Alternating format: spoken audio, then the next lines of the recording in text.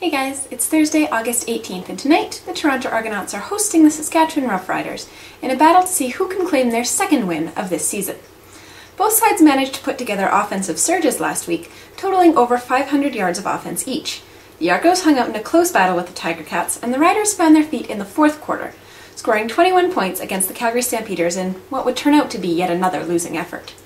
Now, it's worth noting that through 3 quarters of football, Darian Durant managed to lead his team to only 14 points, whereas when Ryan Dinwiddie took his place behind center, he engineered 3 touchdown drives.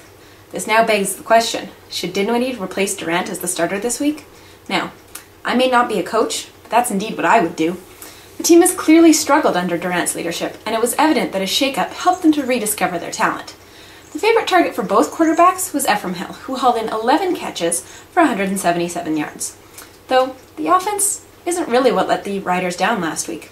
The blame there is falling on the defense. They allowed the Stampeders to score 3 touchdowns and a field goal on their first 4 possessions. It seemed to me that trading Luke Melander to the Alouettes took what little momentum the defense had and crushed it. The whole group looked flat and uninspired, and I'm not entirely sure they will be able to hold up against a Toronto offense that has a completely healthy Corey Boyd. Now, Boyd was a big part of the Argo offense last week, helping in a momentous comeback effort that saw them go from a 27-18 halftime deficit to having the game just barely slip through their fingers.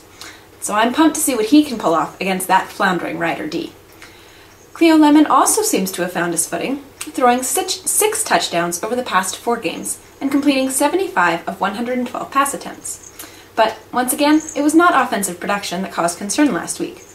The Argonauts' defense is still sitting in the basement in most defensive categories, but my feeling is that the coaching change will beget change in defensive production, despite the loss of linebackers Iben and Pottinger. Now, it's odd enough to try and pick a winner, let alone pick Toronto, but I think they're the better team, and I think they're going to take home their first win since September 2010. Okay. Now, tough as it is to pick a winner tonight, I think Toronto does have overall the better team, and I think they'll take home their first home win since